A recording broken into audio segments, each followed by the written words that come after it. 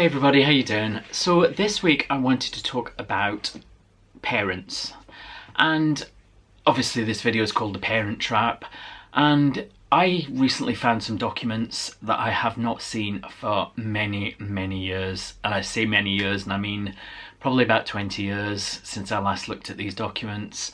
And it was really interesting to read them, and I wanted to read some sections to you to see how these letters were written, or these reports were written many years ago when I was adopted, and also to show how much of what is in this report is completely inaccurate.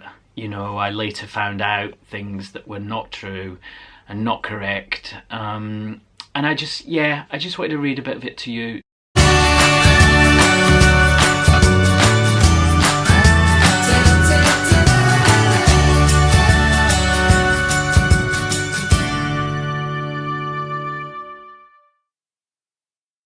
So Sylvia is my mother. Sylvia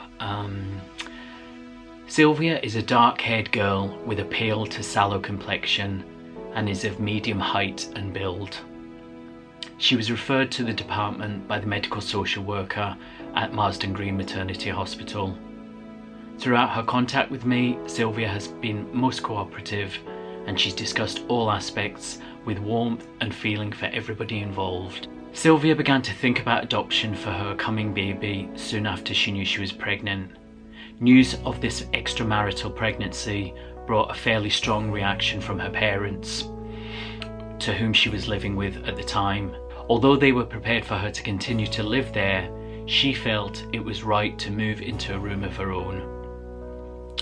She feels that she cannot provide for an illegitimate child in the manner in which she would like to, both in terms of finance and of accommodation, though I'm sure she would have enough love and attention to give a number of children.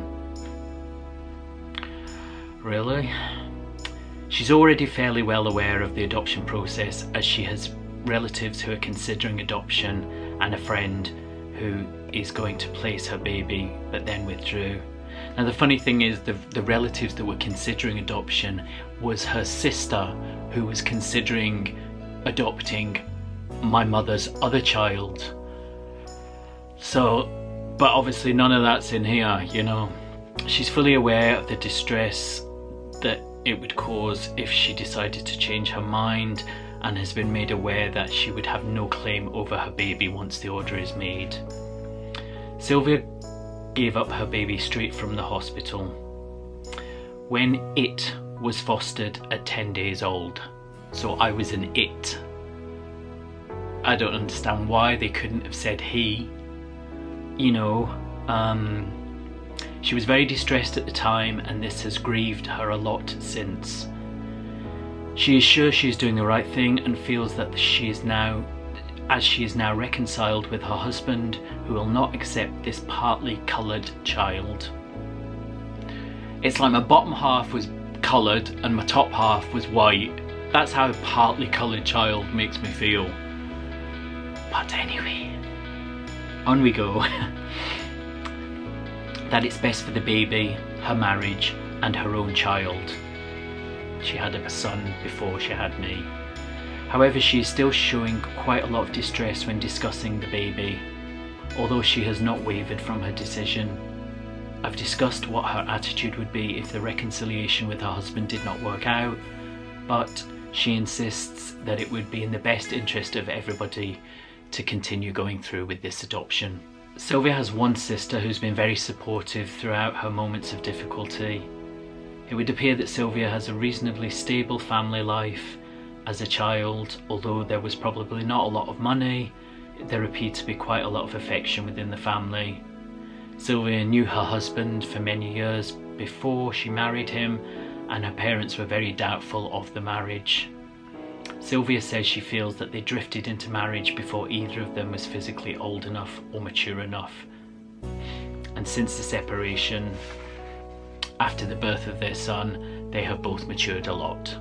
It's really interesting, isn't it? It's interesting in the way that it was written, and it's interesting in the way that they talk about my mother, who isn't, maybe she was that person, but the person that I met 20 years later was not that person. She was very different.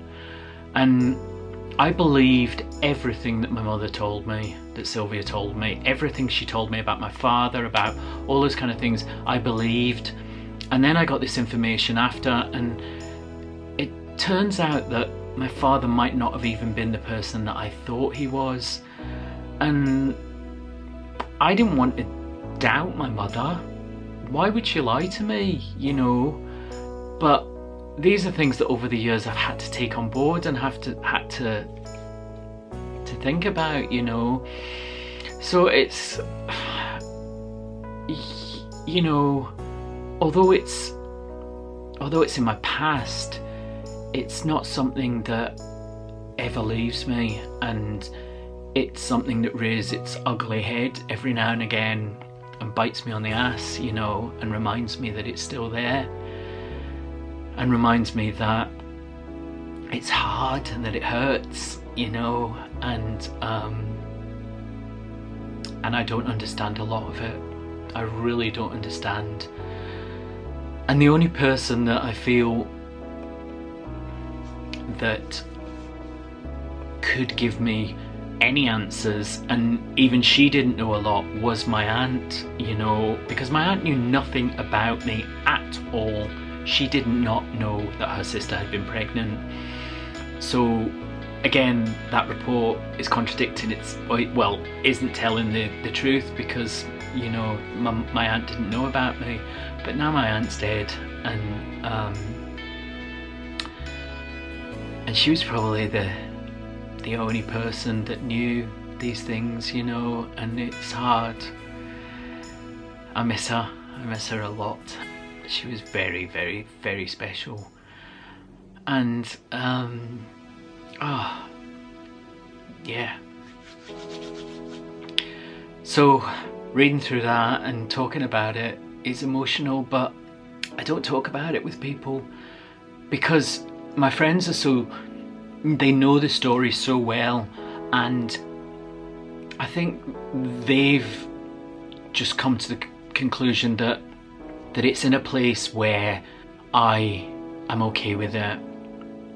And I've had to be okay with it to a certain extent, but I'm never 100% okay with it. So to talk about it has been quite refreshing, you know. Many, many years have passed, but it's still something that kind of holds on to me. And I just hope that my friends who look at me and see something, I hope they see somebody that is somebody that they are proud of and that they are glad to have, you know, because that's always been my insecurity, you know, because of my childhood, because of being given up, not once, not twice, but 3 times really. My birth family, my adopted family, and then my birth family again. That insecurity has always stayed with me, that people won't stay, you know, that they will leave, and it's hard, but I do my best, and I hope that doing my best is clear to people.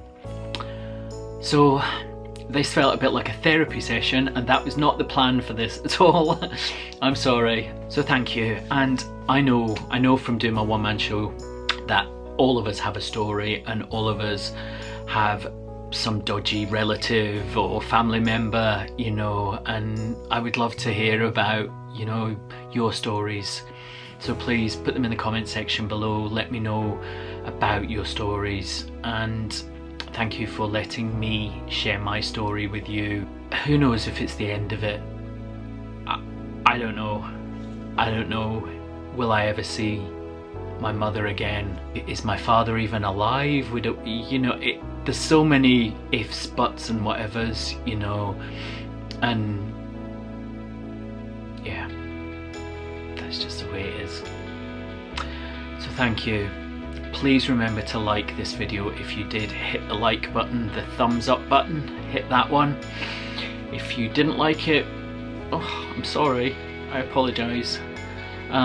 If you haven't subscribed, please subscribe. The more subscribers I get, the more my channel will grow, and the more shares that you do with this video, share it on Facebook, share it on Twitter, wherever you want to share it, please do.